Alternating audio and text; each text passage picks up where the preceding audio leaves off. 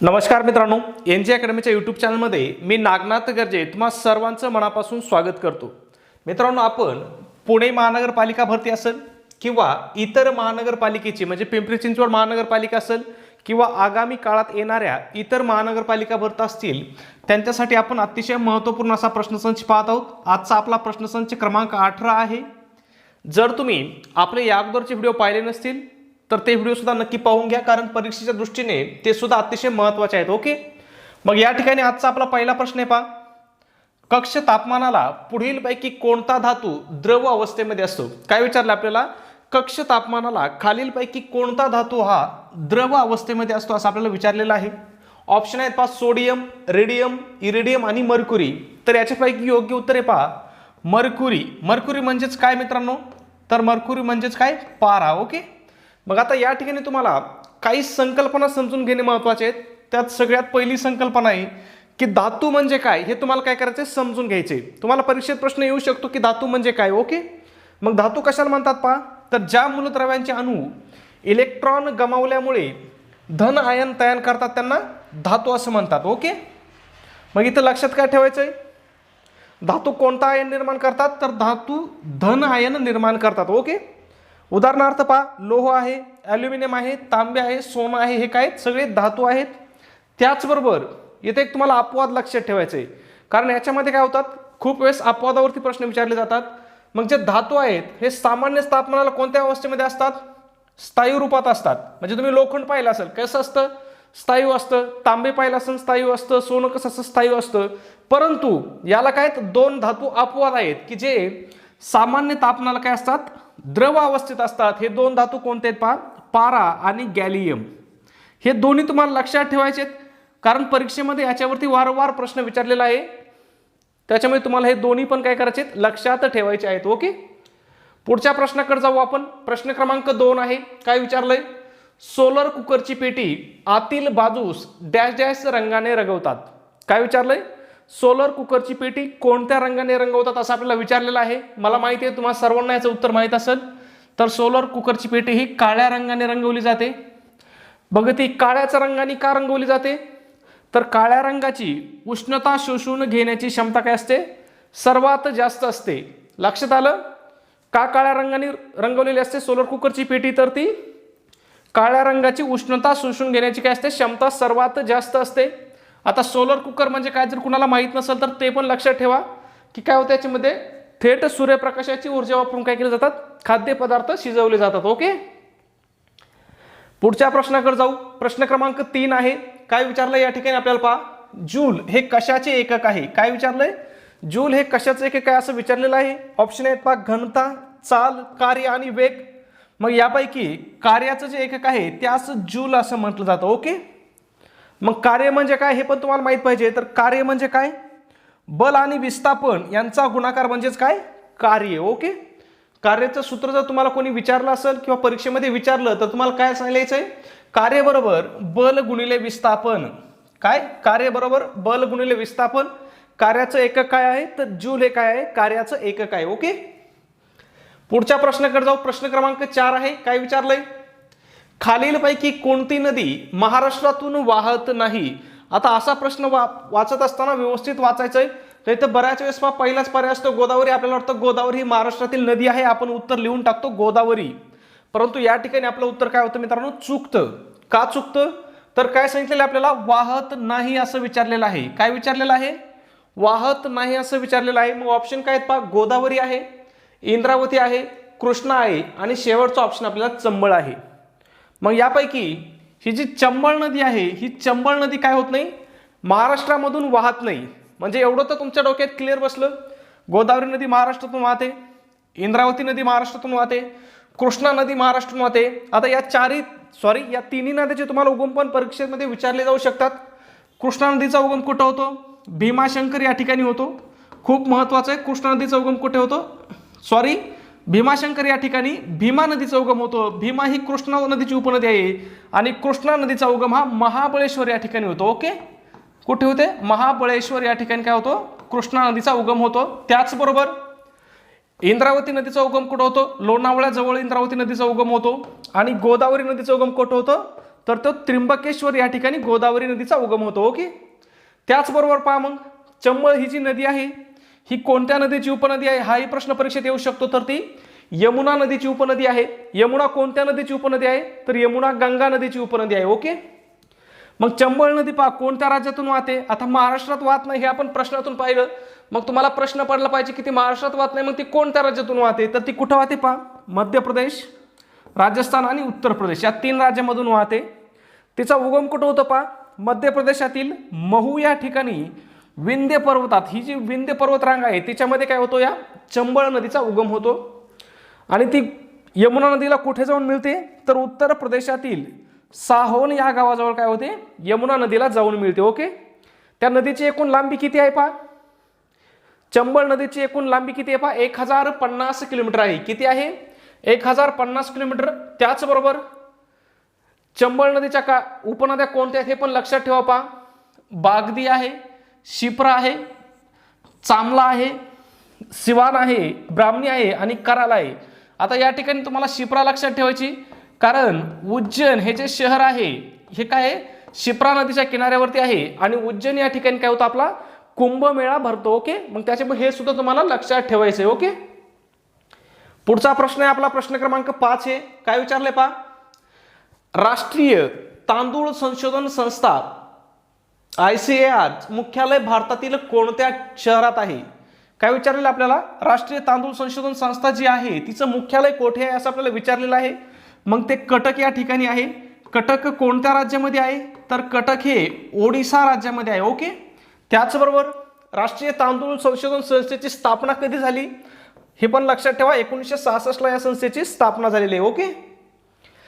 एक छोटीशी सूचना आहे मित्रांनो, आपण महानगरपालिका भरतीसाठी अतिशय महत्त्वाची अशी टेस्ट सिरीज सुरू केलेली आहे. आपल्या या टेस्ट सिरीजमध्ये तुम्हाला एकूण 10 क्वेश्चन पेपर देण्यात येतील. त्याच्यामध्ये एकूण 1000 अतिशय महत्त्वाचे असे प्रश्न असतील. या आपल्या टेस्ट सिरीजमध्ये तुमचा संपूर्ण अभ्यासक्रम कव्हर केलेला आहे आणि त्यासोबत तुम्हाला टेस्ट सिरीजची आन्सर की सुद्धा काय होईल भेटणार आहे. ओके. आता आपल्या टेस्ट सिरीजची किंमत किती आहे मित्रांनो फक्त 150 रुपये आहे. परंतु त्याच्यावरती सुद्धा जर तुम्ही आज घेतले तर तुम्हाला काय आहे 99 रुपयाला ती टेस्ट सिरीज भेटणार आहे. गुगल पे किंवा फोनपेला 99 रुपये सेंड करायचे. त्याचा स्क्रीनशॉट तुम्हाला काय करायचं व्हॉट्सॲपला याच नंबरला शेअर करायचा आहे. ओके. पुढच्या प्रश्नाकडे जाऊ आपण. प्रश्न क्रमांक 6 आहे. काय विचारले पहा केशवचंद्र सेन यांनी 1866 मध्ये ब्राह्मो समाजातून बाहेर पडून स्वतःची वेगळीच संघटना स्थापन केली. या संघटनेला त्यांनी खालीलपैकी कोणते नाव दिले होते. काय विचारले आपल्याला केशवचंद्र सेन हे 1866 मध्ये काय झाले ब्राह्मो समाजातून बाहेर पडले आणि त्यांनी ब्राह्मो समाजातून बाहेर पडून एक नवी किंवा वेगळी संघटना स्थापन केली होती आणि त्या संघटनेचं नाव काय असं आपल्याला विचारलेलं आहे. ओके. मग त्याचं नाव काय आहे पहा तर त्यांनी भारतीय ब्राह्मो समाजाची स्थापना केली होती. कोणी भारतीय ब्राह्मो समाजाची स्थापना कोणी केली होती असाही प्रश्न तुम्हाला परीक्षेमध्ये येऊ शकतो. कोणी केली होती केशवचंद्र सेन यांनी केली होती.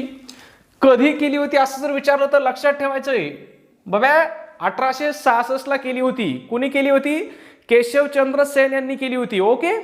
ते अगोदर कोणत्या याच्यात काम करत होते तर ब्राह्मो समाजात होते. म्हणजे ब्राह्मो समाजातून फुटून त्यांनी काय केलं भारतीय ब्राह्मो समाजाची स्थापना केली. ओके. जसं आता शिंदेगड शिवसेनेतून फुटून काय झालाय नवीन शिंदेगड या शिवसेनेची स्थापना केली तसं केशवचंद्र सेन यांनी काय केलं होतं ब्राह्मो समाजातून बाहेर पडले आणि भारतीय ब्राह्मो समाजाची स्थापना केली. ओके. कधी केली 1866 ला केली.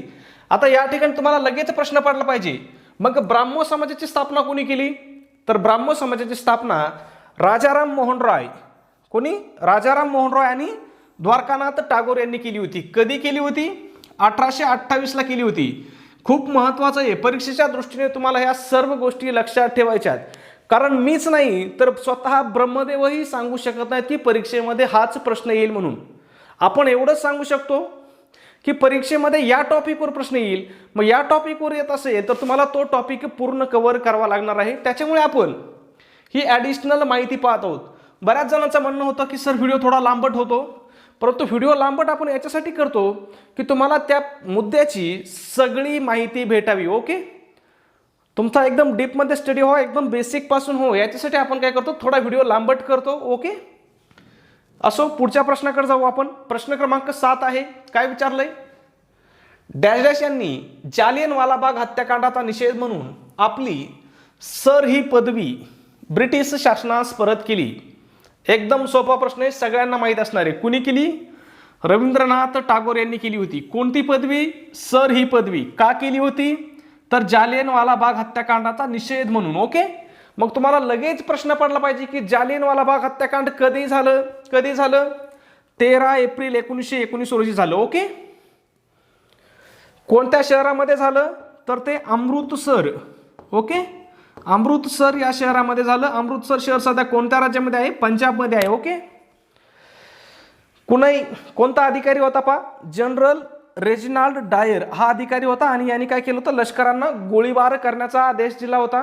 या आदेशामध्ये एकूण किती फेरी झाडण्यात आल्या होत्या? तर एकूण 1600 फेरी म्हणजे काय? गोळ्या झाडण्यात आल्या होत्या. याच्यामध्ये सरकारी आकड्यानुसार काय झाला होता? 400 लोकांचा मृत्यू झाला होता, परंतु इतिहासकारांच्या मतानुसार 1000 पेक्षा जास्त लोकांचा मृत्यू झाला होता. ओके, पुढचा प्रश्न आहे आपला प्रश्न क्रमांक 8 आहे. काय विचारलंय? खालील जोड्यापैकी कोणती अचूक जोडी आहे किंवा कोणती जोडी अचूक आहे? आता बऱ्याच वेळेस विद्यार्थ्याचं काय होतं? या अचूक मध्ये गोळ होतो. लक्षात घ्या, अचूक म्हणजे काय? चुकीचं नाही असं. चुकीचं नाही म्हणजे काय? बरोबर. काय?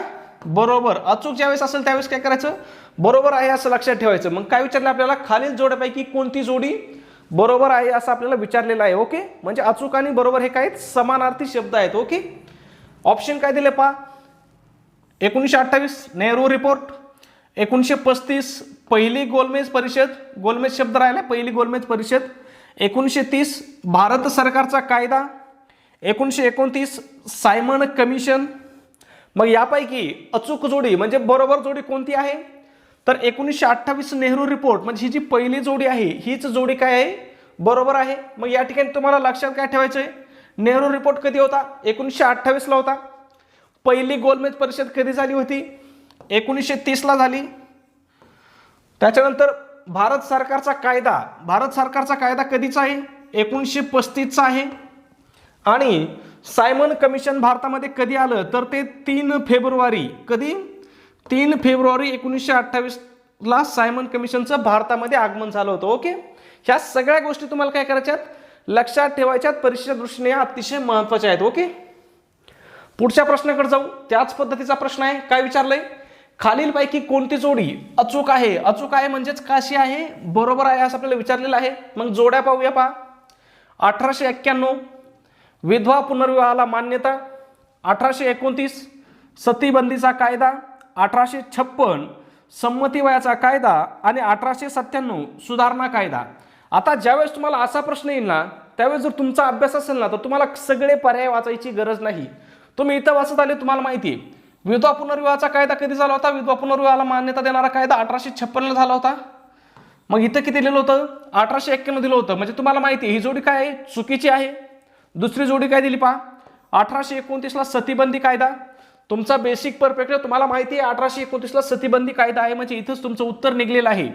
पुढचे पर्याय तुम्हाला वाचायची गरज नाही. परीक्षेमध्ये टाइमपास करू नका. परीक्षेमध्ये वेळेला खूप महत्त्व असतो. ओके, मग सतीबंदी कायदा कधीचा आहे? 1829 चा आहे. कुणी केला होता?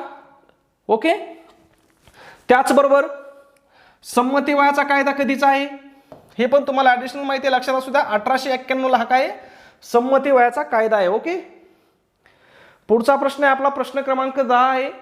छत्रपती शिवाजी महाराज यांचा राज्याभिषेक कोणत्या वर्षी झाला? काय विचारलं या ठिकाणी?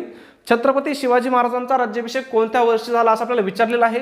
मला असं वाटत नाही की महाराष्ट्रातील एखाद्या विद्यार्थ्याचा हा प्रश्न चुकल, आणि जर हा प्रश्न चुकत असेल तर मी प्रामाणिकपणे सांगतो की बाबा तू अभ्यास करू नको, मोकार टाइमपास करू नको, अभ्यास सोडून दे, दुसरं काहीतरी धंदा कर, 4 पैसे कमव, निदान लग्नाला तरी कामं येतील जर तुला हे माहीत नसेल तर. ओके, कधी झाला होता? 1674 साली झाला होता. ओके, मग छत्रपती शिवाजी महाराजांच्या काही महत्त्वाच्या गोष्टी आहेत की ज्या तुम्हाला लक्षात ठेवायच्या आहेत, कारण परीक्षेमध्ये त्याच्यावरती काय वारंवार प्रश्न विचारले जातात. ओके, मग छत्रपती शिवाजी महाराजांचा जन्म कधी झाला? तर कधी झाला होता? 19 फेब्रुवारी 1930 रोजी. 1630 ला. कधी? 19 फेब्रुवारी 1630 रोजी. ओके, कोणत्या किल्ल्यावरती झाला होता? तर शिवनेरी किल्ल्यावरती. त्याचबरोबर स्वराज्य स्थापनेची शपथ त्यांनी कुठे घेतली होती? तर किल्ले रायरेश्वरावरती घेतली होती, म्हणजे रायरेश्वर या ठिकाणी घेतली होती. कधी घेतली होती? 27 एप्रिल 1645 ला घेतली होती. त्याचबरोबर या ठिकाणी असाही प्रश्न विचारला जातो की छत्रपती शिवाजी महाराजांनी पहिला किल्ला कोणता जिंकला? तर पहिला किल्ला कोणता जिंकलेला आहे? तोरणा किल्ला जिंकलेला आहे. ओके, तोरणा किल्ला कोणत्या खोऱ्यातील होता? कानंद खोऱ्यातील होता. कधी जिंकला होता? 7 मार्च 1674 ला जिंकला होता. ओके, त्याचबरोबर अफजल खानाचा वध कधी केला हे पण लक्षात ठेवा. 10 नोव्हेंबर 1659 ला अफजल खानाचा वध छत्रपती शिवाजी महाराजांनी केला होता. सिद्धीने पन्हाळगडास वेढा कधी दिला होता? आता या ठिकाणी लक्षात ठेवा, इथं प्रश्न विचारला जातो की सिद्धीने कोणत्या गडास वेढा घातला होता? मग पन्हाळगड लक्षात ठेवा. कधी? मार्च 1660 रोजी. ओके, त्याचबरोबर लाल महालावरती छापा कधी मारला होता महाराजांनी? 5 एप्रिल 1663 ला. राज्याभिषेक कधी झाला? 6 जून 1674 ला झाला. आणि छत्रपती शिवाजी महाराजांचं निधन कधी झालं? तर 3 एप्रिल 1680 ला. ओके, पुढचा प्रश्न आहे आपला 11 नंबर. पुढचा प्रश्न पाहण्या अगोदर मित्रांनो, जर तुम्ही अजून आपल्या चॅनलला सबस्क्राईब केलं नसेल ना, तर लगेच सबस्क्राईब करून घ्या. सबस्क्राईब करणं अगदी मोफत आहे. सबस्क्राईब केल्यामुळे काय होईल की तुम्हाला आपले येणारे व्हिडिओ आणि आतापर्यंत आपण घेतलेले व्हिडिओ तुम्हाला काय होतील? दिसतील. त्यासाठी तुम्हाला फक्त काय करायचं आहे? सबस्क्राईब करायचं आहे चॅनलला आणि व्हिडिओला एक लाईक करायचं आहे. ओके, डॉक्टर बाबासाहेब आंबेडकर यांच्या संबंधित घटना कोणती? काय विचारलंय? डॉक्टर बाबासाहेब आंबेडकर यांच्या संबंधित घटना कोणती असं विचारलेलं आहे. ऑप्शन काय आहेत? स्वराज्य पक्ष, चले जाव चळवळ, पुणे करार आणि यापैकी नाही. ओके,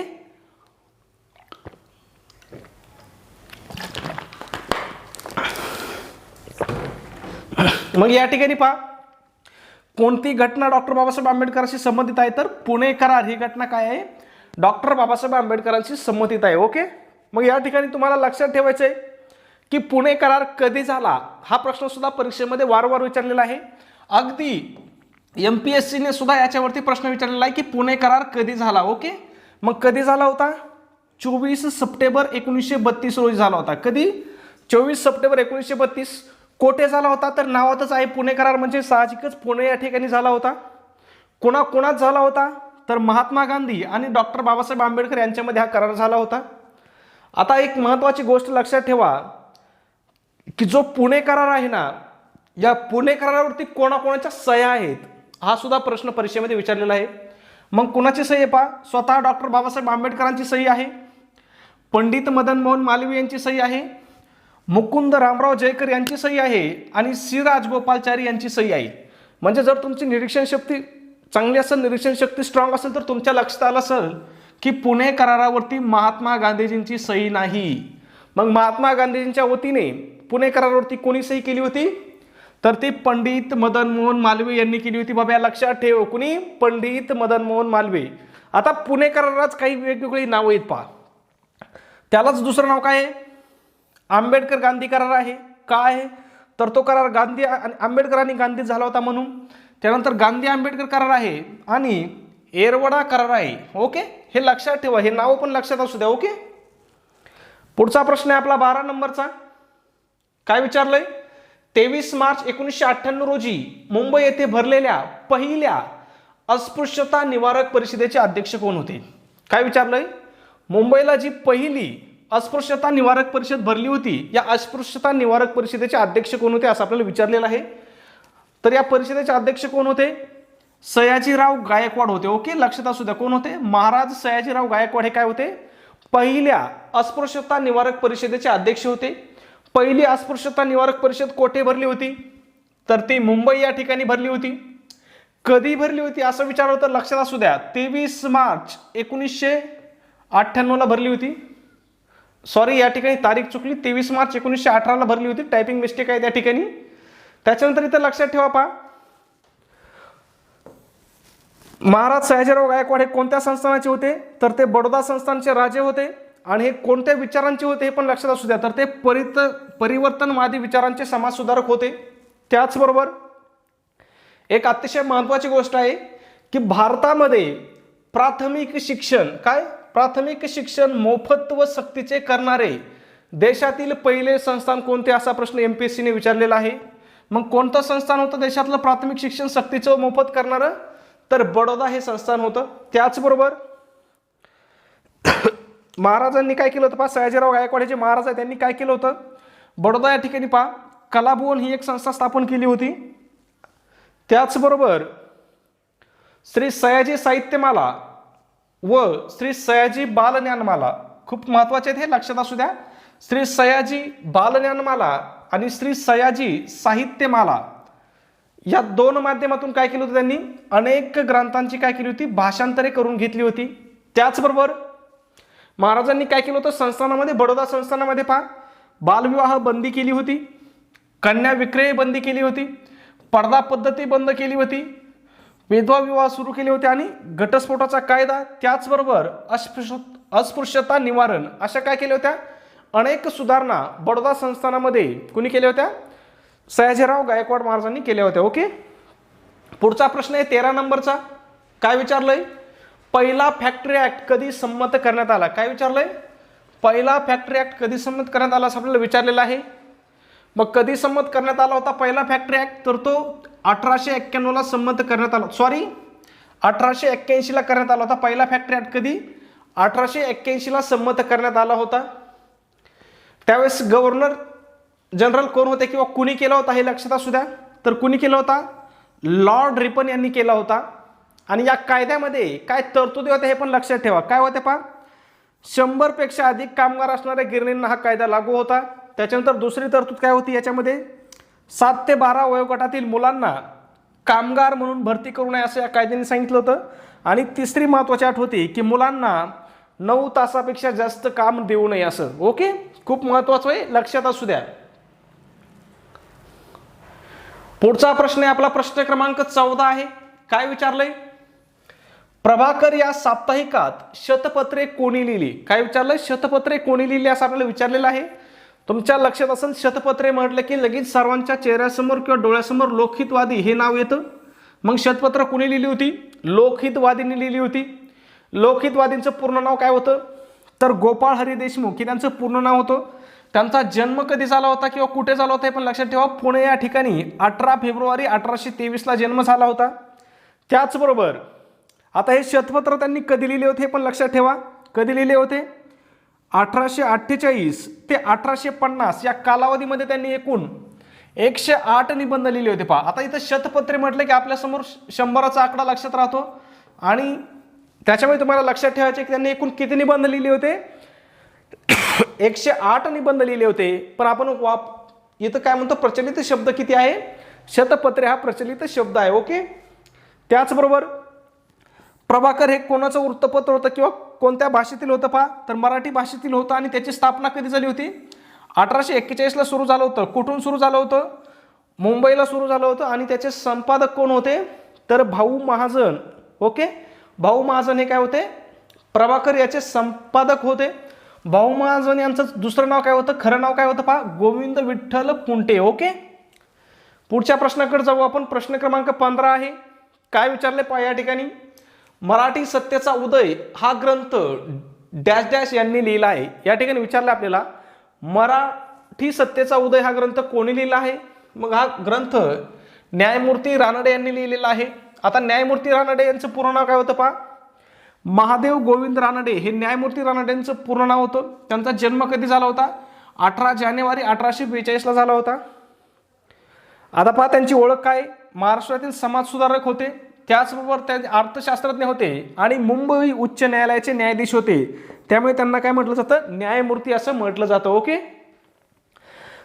त्याचबरोबर न्यायमूर्ती रानडेबद्दल तुम्हाला लक्षात ठेवायचं सर्वात महत्वाचा पॉइंट कोणता आहे पहा, तर जे पहिल्या अखिल भारतीय मराठी साहित्य संमेलनाचे ते काय होते, अध्यक्ष होते.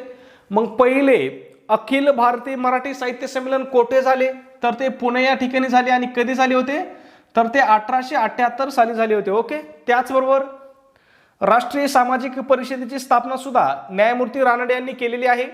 कधी केली, तर ती 1885 ला केली होती. ओके. पुढचा प्रश्न काय पहा, प्रश्न क्रमांक 16 आहे. काय विचारलंय, भारतातील पहिले वृत्तपत्र कोणते होते? काय विचारलंय, भारतातील पहिले वृत्तपत्र मग कोणते होते तर द बेंगॉल गॅजेट हे काय होते भारतातील पहिले वृत्तपत्र होते. कोणत्या भाषेमधून होते ते तर ते इंग्रजी भाषेमधून होते.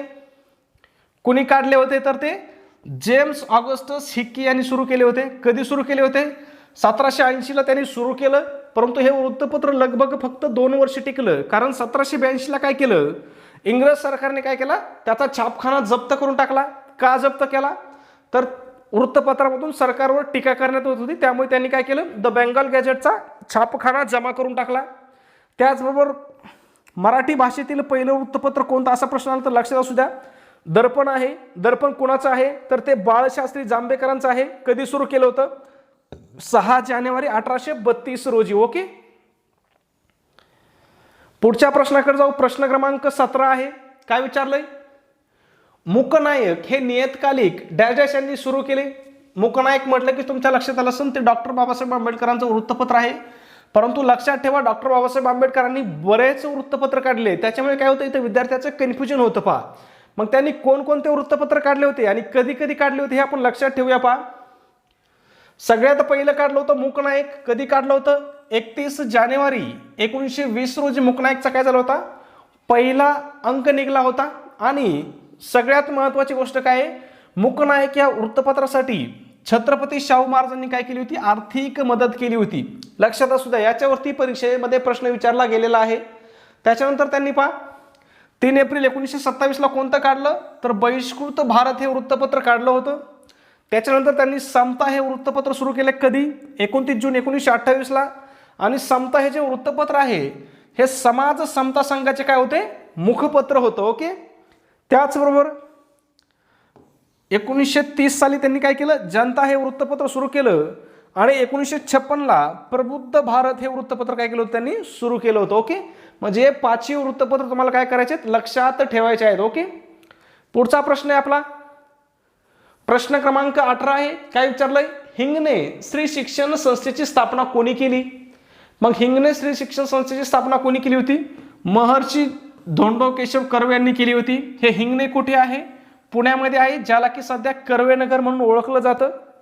पुढचा प्रश्न आहे आपला प्रश्न क्रमांक 19 आहे. काय विचारलंय पहा क्रांतिकारी संघटना गदर पार्टीचे मुख्यालय डॅश डॅश येथे होते असं आपल्याला विचारलेलं आहे. मग गदर पार्टीचे मुख्यालय कोठे आहे तर सॅन फ्रान्सिस्को या ठिकाणी आहे. सॅन फ्रान्सिस्को कोणत्या देशामध्ये आहे तर ते अमेरिका या देशामध्ये आहे. ओके, त्याचबरोबर गदर पार्टीची स्थापना कधी झाली हे पण लक्षात ठेवा 25 जून 1913 ला स्थापना झाली होती. ओके, त्याच्यानंतर आपला पुढचा आणि शेवटचा प्रश्न आहे. काय विचारलंय पहा खालीलपैकी कोणास स्थानिक स्वराज्य संस्थांचं जनक असे म्हटले जाते. कुणाला म्हटलं जातं स्थानिक स्वराज्य संस्थांचं जनक याचं उत्तर तुम्हाला काय करायचंय कमेंटमध्ये सांगायचं आहे. त्याचबरोबर जर तुम्ही आपल्या चॅनलला अजून सबस्क्राईब केलं नसेल तर सबस्क्राईब करा आणि व्हिडिओला लाईक केलं नसेल तर लगेच व्हिडिओला लाईक करा. ओके, त्याचबरोबर मित्रांनो आपण दैनिक चालू घडामोडीचा सुद्धा आजपासून म्हणजे उद्यापासून प्रश्नसंच सुरू करण्याचा विचार करत आहोत. जर तुम्हाला वाटत असेल की प्रश्नसंच सुरू करावा तर तसं तुम्ही कमेंटमध्ये सांगू शकता. ओके, की आपण चालू घडामोडीचा व्हिडिओ घ्यावा की नाही. ओके, धन्यवाद.